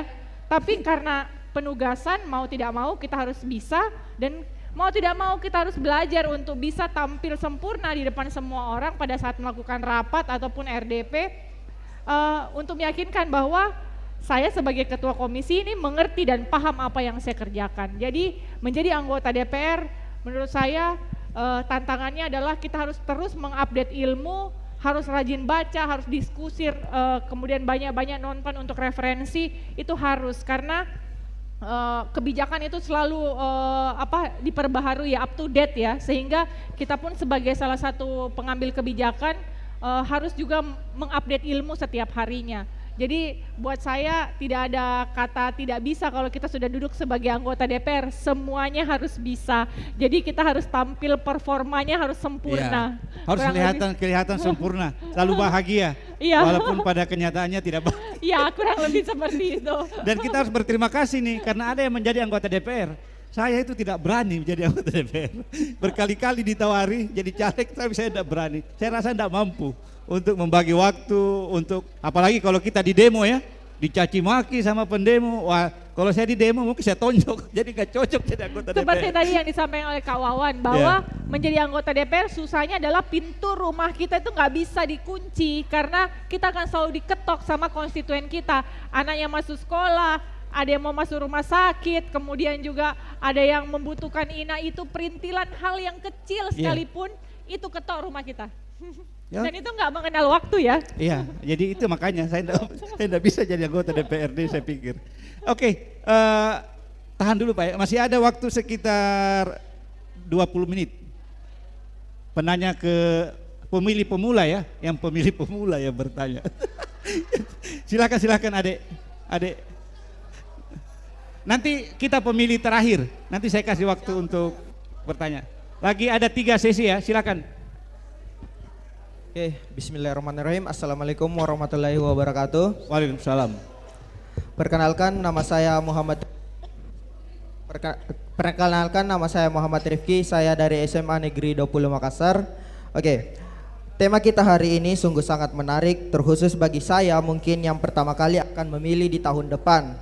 Nah, menurut para narasumber kita yang luar biasa pada hari ini, peran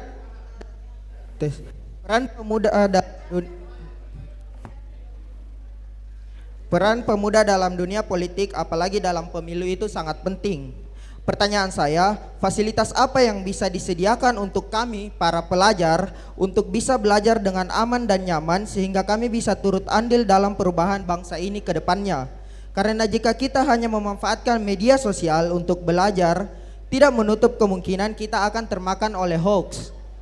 Dan pendidikan untuk kami para pelajar ini sangat penting, karena tidak menutup kemungkinan beberapa tahun ke depan para generasi muda ini yang akan memimpin bangsa kita. Sekian pertanyaan dari saya. Wabillahi taufiq wal hidayah. Wassalamualaikum warahmatullahi wabarakatuh. Terima kasih. Silakan pertanyaan kedua. Kita habiskan dulu ya, supaya langsung dijawab. Baik, terima kasih. Assalamualaikum warahmatullahi wabarakatuh. Waalaikumsalam. Oke, perkenalkan nama saya Muhammad Taufik Fayyad Asriyadi, akrabnya disapa Fayyad. Kalau ada yang bertanya dari mana saya berasal, dari SMA Negeri 1 Kota Makassar. Oke, pertanyaan saya mungkin pertama-tama saya ingin menjawab yang tadi disampaikan sama Kak Goni. Bagaimana, kenapa ini bisa para pemilih pemula malas ke TPS? Satu yang menjadi jawaban di pemikiran saya yaitu kurangnya keterlibatan secara bermakna oleh pemuda. Karena pemuda ini merasa dia tidak terlalu dilibatkan dalam pembangunan. Jadi mengapa kita harus memilih ketika kita setelah terpilih? Nanti pemilu baru dicari. Nah, ketika pemilu baru kita dicari.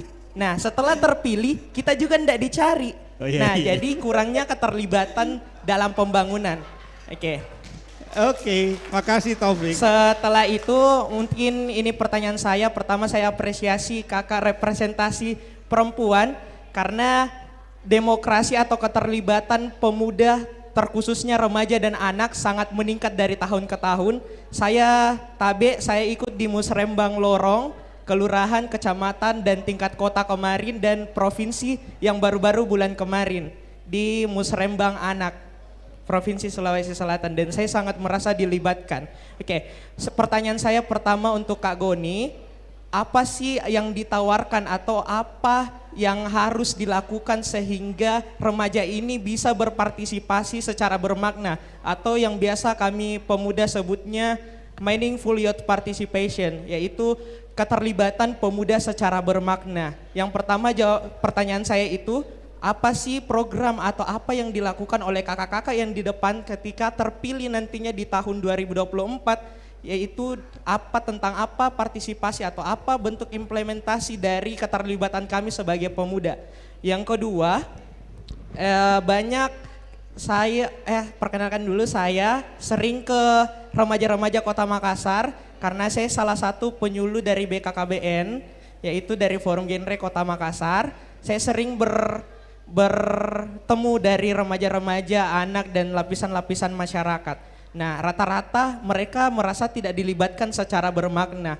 Mereka hanya didatangkan di kegiatan hanya untuk mendengarkan, materi dan kita tidak dilibatkan dalam kegiatan itu. Nah, mungkin bagaimana pertanyaannya itu bagaimana atau apa cara kakak-kakak yang di depan yang akan dilakukan tahun 2024 ketika terpilih mengenai keterlibatan para pemuda atau remaja secara bermakna ini. Oke, makasih Adek. Terima kasih buat Taufik. Silakan yang terakhir, pemilih terakhir, silakan Pak. Masih muda. Silakan. Pemilih muda, 40 tahun. Iya. 40 tahun. Saya kelahiran 92. Oh, masih muda. Ya, bismillahirrahmanirrahim. Assalamualaikum warahmatullahi wabarakatuh. Waalaikumsalam. Perkenalkan, nama saya Erwin Jordan.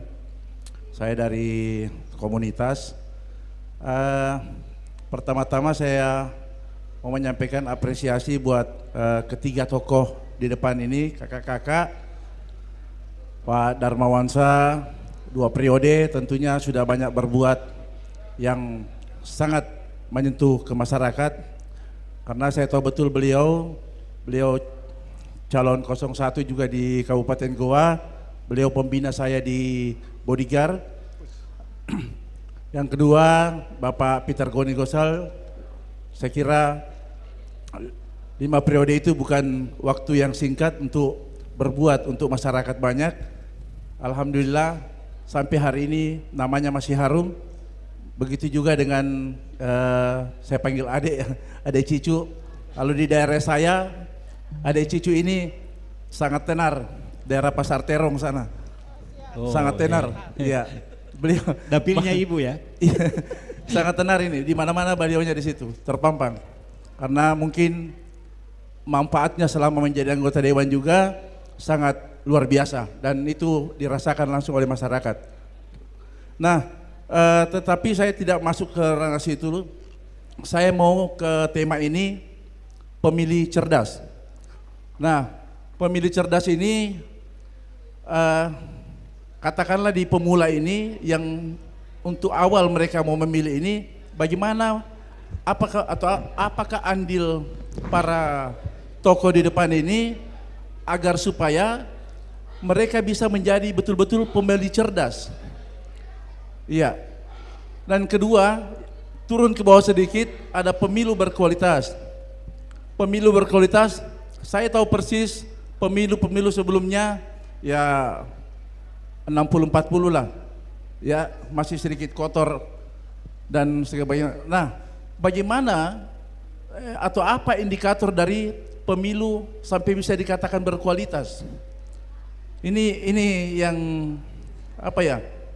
Dan ini bukan hal yang tabu, di masyarakat itu juga tahu. Cuma karena kita harus andil untuk memilih, tidak boleh golput, ya terpaksa harus memilih. Terpaksa harus memilih. Okay. Dan saya mewakili komunitas. Saya juga sering menyampaikan hal demikian, baik di grup kelurahan maupun di kecamatan. Terima kasih banyak. Assalamualaikum warahmatullahi wabarakatuh. Waalaikumsalam warahmatullahi wabarakatuh. Beri aplaus buat para penanya kita yang saya pikir kita bisa kanalisasi menjadi bagaimana pelibatan para pemilih pemula itu. Dan tentu saja di dalam melahirkan proses pemilu yang berkualitas. Salah satu agenda kita hari ini sebenarnya bagian dari proses itu. Jadi proses bagaimana mendekatkan para wakil rakyat kita itu ke para pemilih pemula, bagaimana para pemilih pemula itu diajak melalui program yang diselenggarakan oleh RRI yang bekerja sama dengan KPU dan Bawaslu di dalam bagaimana mengawal proses demokrasi. Tentu tidak akan bisa menjamin bahwa proses pemilu di 2024 itu akan jauh lebih berkualitas dibanding dengan pemilu-pemilu sebelumnya. Tapi ya kita harus selalu punya harapan ya. Kita harus seperti Kak Rudi tadi bilang, kita harus punya semangat, kita harus punya harapan yang kuat bahwa bangsa ini bisa lebih baik, bisa lebih maju. Dan oleh sebab itu, ayo berpartisipasi di dalam pemilu 2024. Gunakan hak pilih wakil rakyat yang jejak rekamnya bagus, yang punya visi dan misi, dan program-program kerja yang bagus. Bukan karena berdasarkan ideologi saja, bukan karena berdasarkan asal daerah dan sebagainya. Jadi saya pikir begitu. Mungkin dulu ke Kak Rudi dulu. Ya. Gimana pelibatan? Katanya ya, nanti pemilu diajak, begitu selesai pemilu dilupakan. Kira-kira gitu ya. Gimana Kak Rudi kira-kira? Iya, jadi saya ingin sampaikan lagu Indonesia Raya kan yang pertama kita nyanyikan bersama-sama ya setiap saat. Ya. Itu bangunlah jiwanya, bangunlah badannya untuk Indonesia Raya. Jadi yang kita bangun duluan itu adalah jiwanya. Dan untuk pemuda, ya tadi adik masih sekolah SMA, kami melakukan perombakan yang besar-besaran terhadap sekolah-sekolah. Fasilitas sekolah-sekolah yang lebih baik, lebih ramah lingkungan. SMA 1 kita bangunkan gedung baru loh. Karena kita pikir bahwa generasi muda kita ini harus diperbaiki, fasilitasnya yang baik. Hampir semua sekolah yang ada di Sulawesi Selatan, terkhusus di Makassar, semua mendapatkan sarana yang luar biasa. Itu atas perjuangan kami-kami semua gitu. Mulai dari halamannya, mulai dari tamannya, gedung sekolahnya, sarana prasarananya. Sekarang ada smart board. Jadi smart board ini DPRD loh yang dorong itu untuk sekolah-sekolah ada smart board. Karena bagi kami pembangunan untuk kaum muda dimulai dari sekolahnya dulu supaya mutu luarannya akan menjadi baik. Nah tadi sayangnya Kak Wawan bilang tadi sama Kak Cicu bahwa tidak ada pendidikan politik. Yang mudah-mudahan nanti ada kampanye di sekolah-sekolah sehingga para pemilih pemula bisa lihat legislator mana yang akan bisa dipilih gitu. Bukan cuma good looking loh, perlu juga apa? Good idea dan good job.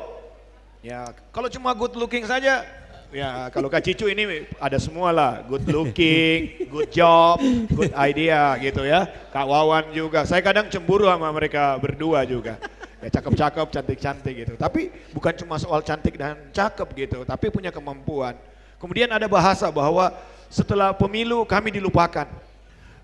Izin, anggota DPRD beda dengan wali kota dan bupati, beda dengan gubernur. Anggota DPRD itu kerjanya kolektif dan semua program yang ada di Sulawesi Selatan itu bagian dari kerja-kerja kita, bukan kerja pribadi gitu. Jadi kalau memang cari apa secara pribadi ya susah, karena kami itu ditugaskan untuk mengawal visi misi dari gubernur terpilih. Jadi kalau gubernur terpilih umpamanya dia punya visi misi adalah pendidikan dan kesehatan ini, kami punya tugas menjaga visi misi itu supaya sampai ke masyarakat dengan tepat gitu. Jadi ada di DPRD ada 3 fungsi. Fungsi pengawasan, fungsi anggaran, dan fungsi legislasi. Jadi fungsi kita adalah fungsi budgeting dan fungsi pengawasan bersama Pak Gubernur. Kemudian perda, kita membuat perda-perda yang menguatkan masyarakat. Jadi memang kalau ditanya secara langsung apa sih yang dibuat, apa sih legasinya, ya pasti sulit gitu. Karena legasi kita berupa peraturan daerah, berupa APBD, berupa kegiatan-kegiatan Adindaku, termasuk musrenbang. Biayanya dari mana? Kami yang anggarkan itu. Simba ada musrenbang mulai dari tingkat kecamatan, tingkat kabupaten, provinsi, nasional, kita yang biayai gitu. Nah, semua partisipasi pemuda kita harapkan melalui kegiatan-kegiatan ada Dinas Pemuda dan Olahraga. Kita berharap Dinas Pemuda Olahraga ini melakukan itu. Ya kalau di tingkat kota pasti lebih langsung menyentuh ya. Kalau kami kan SMA ya, kalau provinsi itu SMA, SD SMP itu kabupaten kota. Boleh lihat SMA yang ada di Sulawesi Selatan ini khususnya di Makassar mengalami perubahan yang luar biasa. Iya. Mengalami perubahan yang luar biasa. Seperti mamanya SMA 1, mudah-mudahan dalam waktu dekat sudah seperti yang kita harapkan. Kita malu loh, SMA 1 ini adalah satu ikon Sulawesi Selatan gitu. Kita harap SMA 1 segera bisa bagus, bisa menjadi contoh, bisa menjadi ikonik dari Kota Makassar dan Sulawesi Selatan. Tapi bukan cuma bangunan yang bagus. Ya seperti tadi Wage Rudolf bilang, bangunlah jiwanya, bangunlah badannya. Pendidikan di dalam sekolah itu juga sangat penting. Sudah bagus sarana prasarananya, tentu guru-gurunya. Kita berharap nanti pendidikan guru-guru ini akan lebih baik ke depan. Kita bantu ya sekolah, nanti lapangan olahraganya. Umpamanya SMA 1, ya SMA 1 ini kan terkenal segala-galanya ya Kak Cicu ya. Ya reuninya aja di Bali gitu. Kalau saya SMA 2 sama Kak Cicu reuninya di Malino gitu ya. Jadi sekolah-sekolah ini benar-benar luar biasa. Apalagi Kak Wawan ya. Kak Wawan ini sampai merantau ke Jawa loh. Ya, Kak Wawan ini merantau ke Jawa ya kawan ya. Jadi kami bertiga ini tidak ada sekat. Bisa lihat cair kami ini, tidak ada perbedaan. Karena tugas dan tanggung jawab kita bersama adalah pengabdian bagaimana generasi muda ini bisa menjadi generasi penerus bangsa. Bukan sekedar kata-kata, tapi memang kami akui mudah-mudahan undang-undang mengizinkan kita ya Kak Cicu, bahwa kita bisa lebih sering ketemu dengan masyarakat. Ya supaya susah juga Kak Upi, tidak ada juga ruang untuk banyak, palingan reses, palingan dalam kegiatan-kegiatan apa, yang lain-lainnya kami berharap masukan dari Adinda ini bagus sekali. Kalau bisa nanti ada reses dengan milenial khusus gitu. Reses dengan kaum muda ya Kak Cicu ya. Sehingga kita punya kesempatan banyak karena kita selalu bilang generasi muda, generasi penerus. Benar yang dibilang oleh Adinda. Tapi anggaran untuk generasi muda itu masih terbatas. Kami akui itu. Ya mudah-mudahan dengan penyampaian dari Adinda ini akan semakin memperkuat kita dalam memperjuangkan anggaran itu. Karena ada yang ngomong, kami nanti bilang, waktu acara di RRI Pro 1 FM, begini bahasanya. Kalau tidak percaya tanya sama Kak Cicu, sama Kak Wawan. Jadi ini kan jadi kuat gitu. Ada informasi, ada masukan dari bawah. Terima kasih pasti tentang itu. Terima kasih Kak Rudi. Kak Wawan, bagaimana pelibatan generasi muda, bagaimana menjawab dua pertanyaan tadi yang disampaikan? Iya, mungkin memang betul apa yang dikatakan penanya pertama, dan ini akan menjadi usulan kami setelah kami balik. Mungkin pada saat kami bertemu dengan gubernur, mungkin ada mata pelajaran tambahan lah di tingkat SMA SMK terkait dengan pengetahuan politik itu sendiri. Memang tidak perlu resmi, tetapi minimal ini menjadi mata pelajaran tambahan, karena kita juga tidak bisa munafikan bahwa anak-anak kita mulai kelas 2 ke kelas 3 itu sudah pada proses pengetahuan politik, karena tentu politik di negara kita ini sangat-sangatlah penting sebagai organ tubuh daripada keberlangsungan negara kita. Itu jawaban pertama saya. Yang kedua, pertanyaan dari adik kami dari SMA 1, saya ingin memberikan contoh seperti ini. Bukti kalau saya secara pribadi menganggap bahwa pemilih pemula itu begitu penting, di Kabupaten Goa itu saya membentuk sebuah komunitas yang namanya Barisan Milenial. Barisan Milenial. Ya, ini beranggotakan dari seluruh desa kurang lebih sekitar 500 orang. Yang pertamanya Pak Upik, ini yang pertama mereka kami rekrut, mereka itu rata-rata tidak percaya politik. Mereka menyampaikan, Kak, mereka panggil saya DM, KDM, kami itu tidak percaya politik, politik itu kotor, politik itu kelam. Saya memberikan contoh bahwa tidak usah kalian berpendapat dulu, kamu coba ikut dengan kegiatan-kegiatan saya, dengan kegiatan-kegiatan program-program yang saya buat sebagai Wakil Ketua DPR Provinsi Sulawesi Selatan. Setelah itu kemudian kalian mengambil kesimpulan, apakah setelah kalian masuk ke ranah pendidikan politik yang kita coba buat, apakah bisa mengambil kesimpulan apakah kalian mengatakan politik itu kotor ataukah ada manfaat kepada kalian. Ternyata ini ada yang datang ini Panglima Barisan Milenial nih. Nah, itu hadir mendampingi saya. Ini adalah pemilih pemula juga, kayaknya tahun depan dia akan menyalurkan pemilihnya. Ini anggotanya kurang lebih 500 Pak Upi. Nah, itu mereka setelah kurang lebih 2 bulan bersentuhan dengan kegiatan-kegiatan kedewanan saya, mereka menyampaikan kami siap untuk memperjuangkan Bapak dan sekaligus sukseskan program-program yang Pak KDM luncurkan. Berarti memang sebenarnya ini tergantung kita saja, apakah ada pelibatan dari awal ataukah memang ada keinginan kita untuk merekrut adik-adik kita untuk mengetahui apa sih politik itu sendiri dan apa kegunaannya dan apa manfaatnya buat mereka. Alhamdulillah memang tidak bisa saya rangkul di dapil saya karena 2 kabupaten Goa Takalar secara keseluruhan para pemudanya, tetapi minimal mereka ini menjadi volunteers, menjadi corong berbicara bahwa ternyata politik itu bagi kita anak-anak muda ada manfaatnya, yaitu misalnya tiba-tiba ada keluarganya yang sakit, tiba-tiba ada adiknya yang masuk sekolah, tiba-tiba ada keluarganya yang tidak terfasilitasi dengan PKH atau sosial kemasyarakatan yang seperti disampaikan oleh Ibu Cicu, itu bisa memberikan masukan-masukan kepada kami dan aspirasi kepada kami untuk kami teruskan ke pemerintah. Dan rata-rata usulan anak barisan milenial itu kami bisa sukseskan dan kami bisa urus semua itu. Oke. Nah, jadi ada lagi satu yang terkait dengan tema kita. Mungkin ini adalah closing statement dari saya.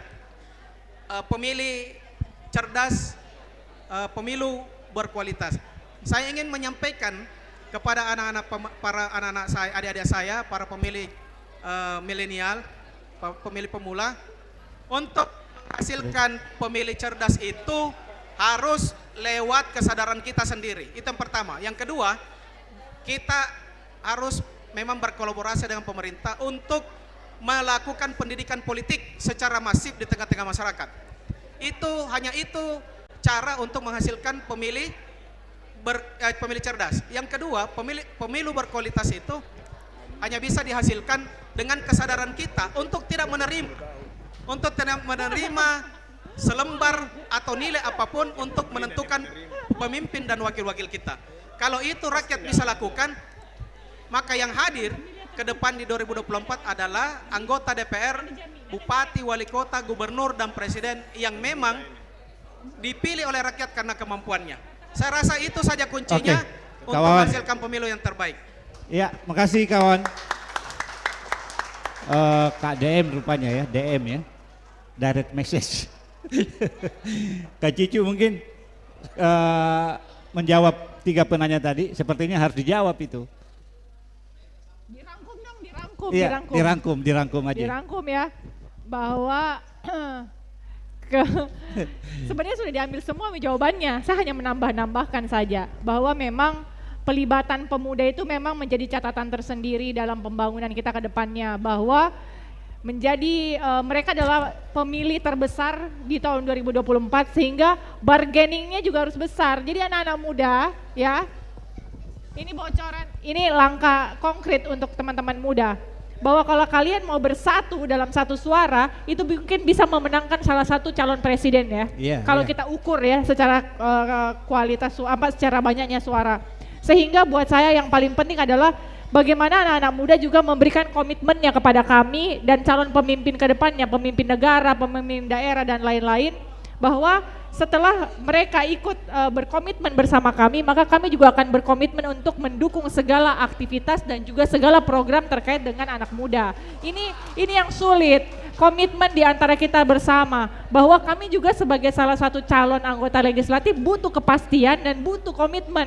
Apakah anak muda juga berkomitmen untuk mendukung kami untuk duduk sebagai anggota parlemen?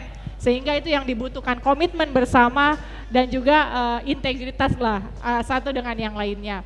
Kemudian yang berikutnya adalah bagaimana kedepannya anak-anak muda ini bisa mendapat jaminan dari teman-teman yang menjadi pemangku kebijakan, baik DPR, pemimpin daerah maupun nanti calon pemimpin negara kita. Bahwa memang isu utama anak muda adalah yang pertama pendidikan, yang kedua adalah lapangan pekerjaan. Sehingga pilihlah nanti ke depannya pemimpin-pemimpin yang bisa menjanjikan dan bisa memberikan jalan keluar dari persoalan-persoalan yang dihadapi oleh anak muda hari ini. Bahwa tingkat persaingan pada saat ini jauh lebih sulit dibanding tahun-tahun sebelumnya.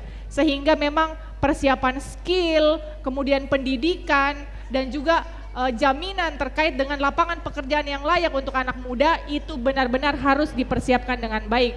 Makanya saya bilang bargaining anak muda itu yang dibutuhkan untuk bisa mereka juga bisa mendapatkan tempat gitu. Jadi jangan mau hanya menjadi pelengkap, kalian harus menjadi motor utamanya dalam pemilu 2024 ini. Silakan mau dengan siapa, mau pilih siapa, tapi kalian punya nilai jual karena teman-teman pemuda memiliki suara yang cukup besar, sehingga disinilah kita punya teman-teman anak muda bisa ikut berpartisipasi dan bisa ikut serta merasakan bagaimana sih ikut berpolitik gitu, kurang lebih seperti itu. Kalau itu tawaran yang berbeda yang dari saya ya.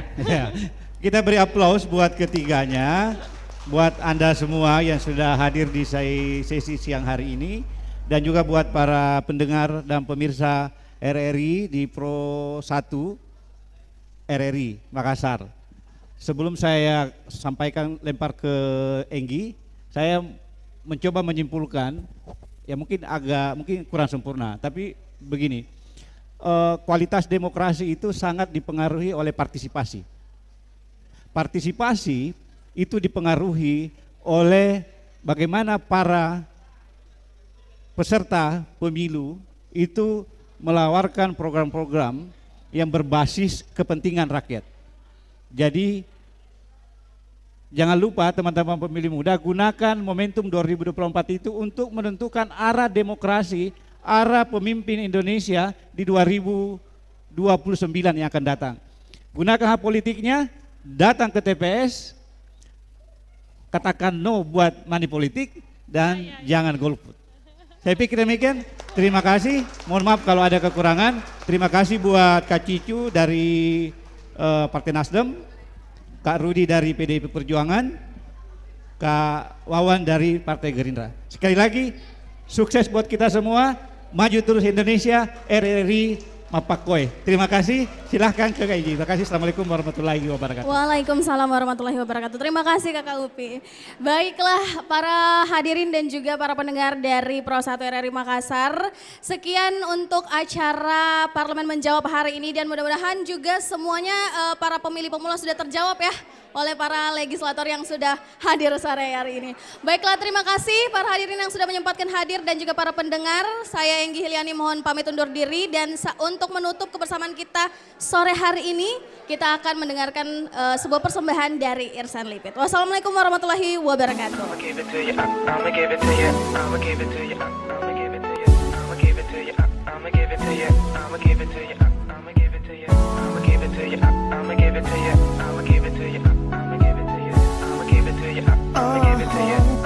Hanya denganmu aku berbagi, hanya dirimu paling mengerti kegelisahan dalam hatiku yang selama ini tak menentu.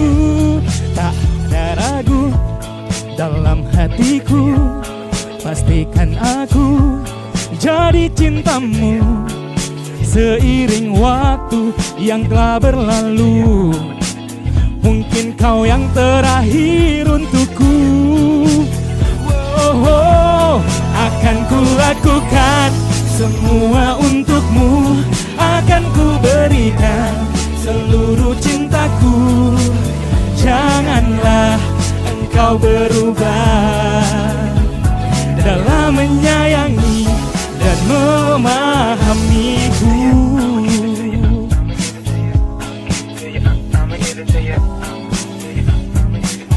Pegang tanganku, genggam jariku, rasakan semua hangat diriku mengalir tulus untuk cintamu.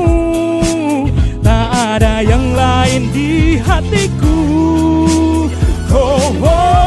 Akan ku lakukan semua untukmu, akan ku berikan seluruh cintaku. Janganlah engkau berubah dalam menyayangi dan memahami. Untukmu akan ku berikan seluruh cintaku. Janganlah engkau berubah dalam menyayangi dan memahamiku.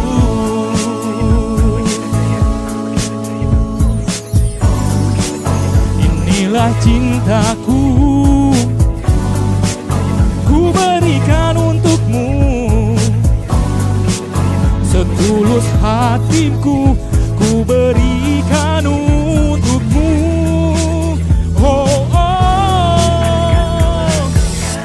Semua untukmu akan ku berikan seluruh cintaku.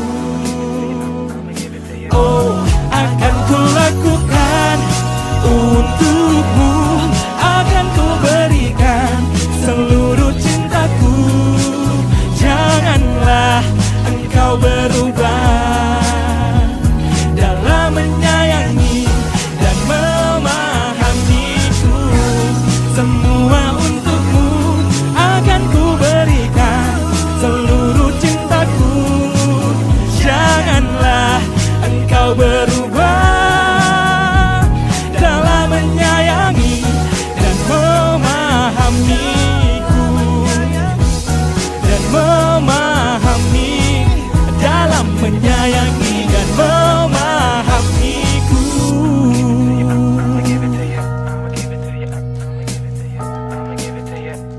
Dan